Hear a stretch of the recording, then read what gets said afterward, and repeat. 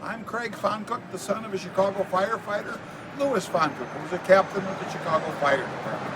And I'm also the corresponding secretary of the Chicago Genealogical Society.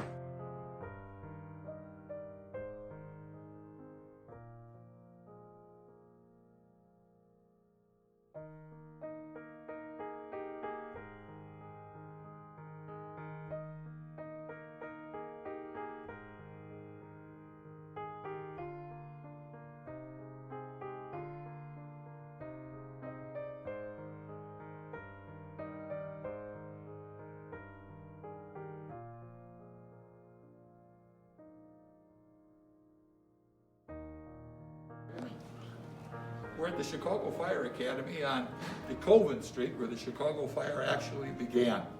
We're at the Chicago Fire Academy building, where your Chicago Fire Department firefighters are trained, well trained, before they go off to their assignments at the various firehouses as candidates for a number of months before they become full-fledged firemen.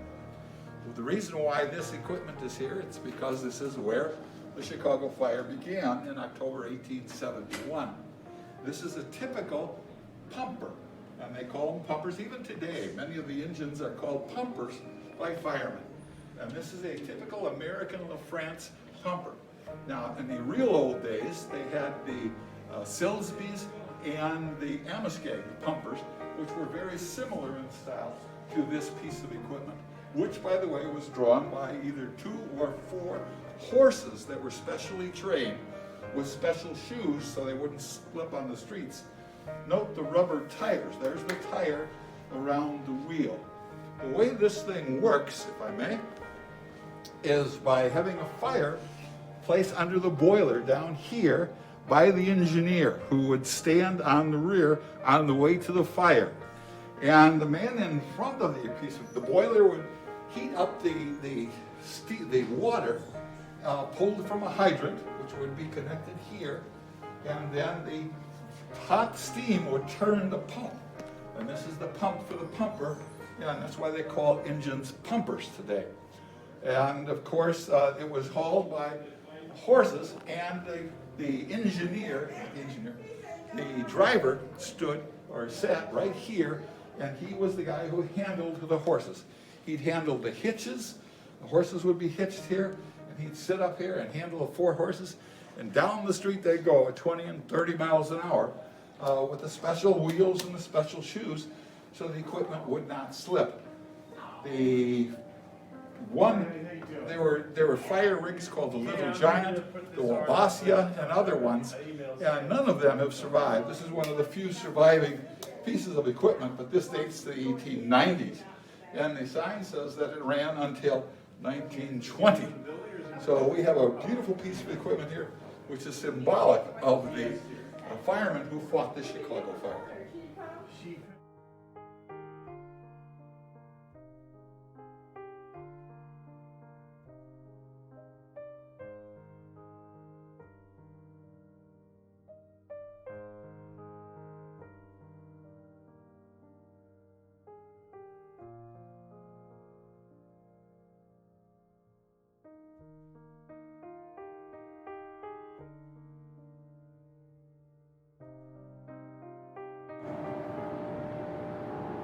This monument is here because it's on the site of where the actual barn was when the Chicago Fire began.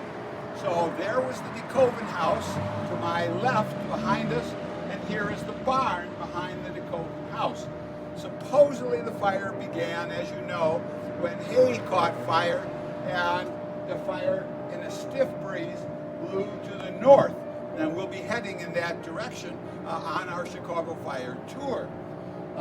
There's all kinds of arguments as to who started the fire. Was it the cow that kicked over the lantern when Mrs. O'Leary was there?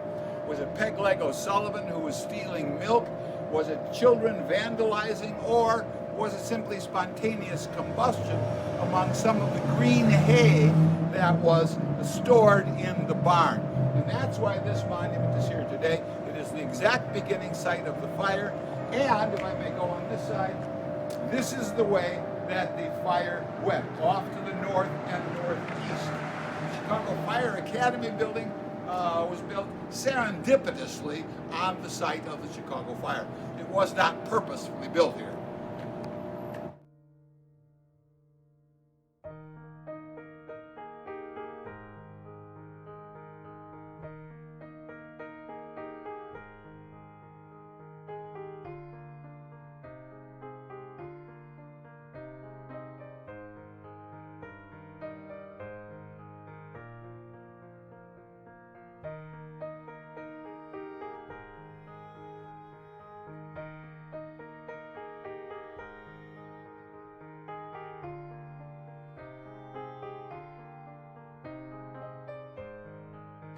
Main branch of the Chicago River, south branch of the Chicago River, north branch of the Chicago River.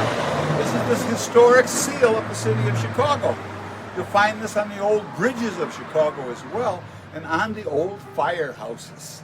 And this is one of the old firehouses, a single engine house. And this is a wonderful place to come and do genealogy of Chicago firemen. There are many, many thousands of firemen who worked and lived in the city of Chicago. And many of their records are here in this firehouse museum, the city of Chicago. The city of Chicago published a monthly list of firemen who moved up to lieutenant and captain from even in the beginning of the 20th century, and they have all these lists. So this is a wonderful place to come if you're interested in doing research on Chicago firemen. Plus, there are all kinds of artifacts for the history of the Chicago Fire Department in here, including an old fire engine. This is the only city in the United States that has fire plugs or hydrants that look like this. And so this is a classic Chicago fire plug. They call them plugs. They don't call them hydrants. And so if you're in Chicago, this is what you're going to see.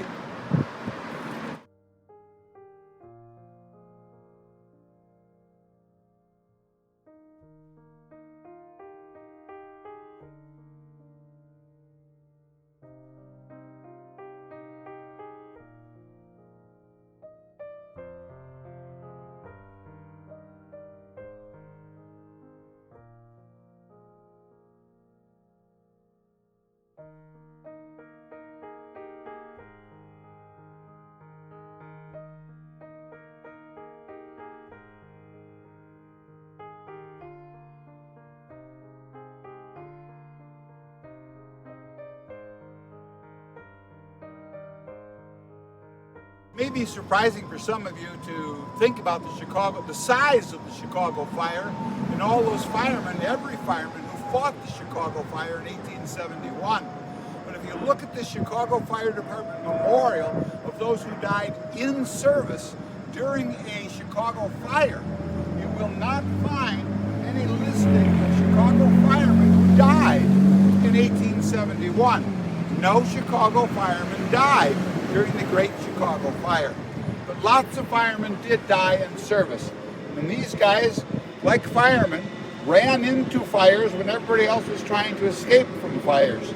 This memorial lists all of the firemen who died in service at a variety of Chicago fires. The memorial is here at the stockyards simply because there was a major fire in the stockyards about 1910. Those people are listed on the other side of the memorial. There was a great stockyards fire right over in that area to our right, to my left, and about 20 firemen died when the building blew out and collapsed on them. Oh, look, there goes, turn around, get that. See him, right in the rig. Yes. Oh my God.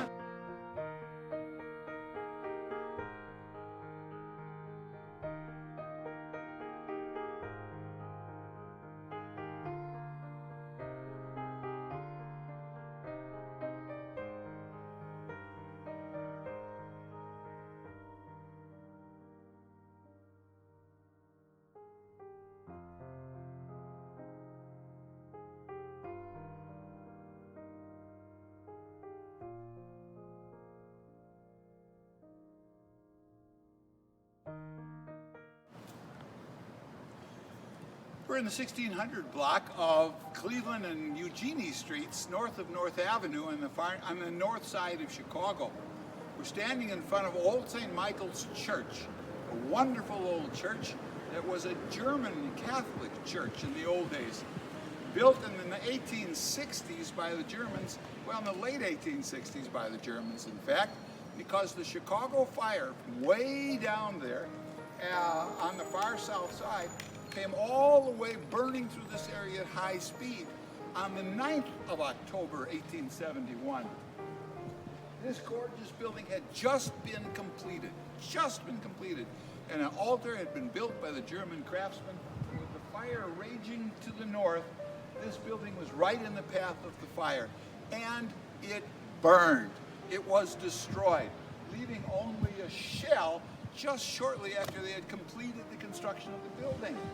Well, they rebuilt it, and now you see it in all its glory with a beautiful altar inside. Really worth seeing. It's a great stop.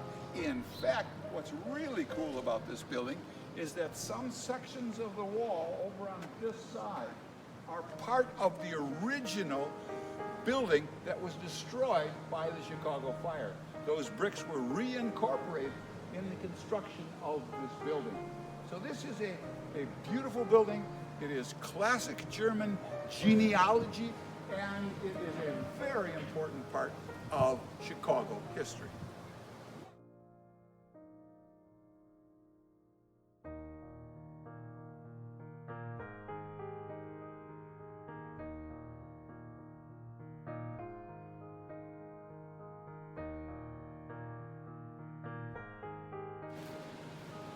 We're at 2121 North Hudson on the far north side of Chicago. And this is one of the supposedly surviving homes from the Chicago fire. A Chicago policeman built the house in the late 1860s. And when the fire came, there was a lot of prairie around, not all these buildings.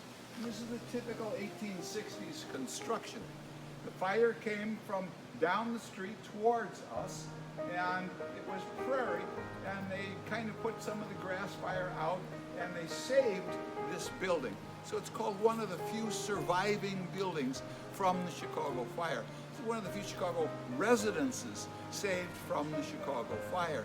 And if you look down the street to Fullerton, which is down there, you will find that that is the, in a sense, the end of the Chicago fire. At, let's say, what's Fullerton, 2300 north. We were way down at 1800, 2000 south. So from all that way in 3 days, this is where the fire burned to, and this house was saved. It is a famous spot in Chicago Great Fire history.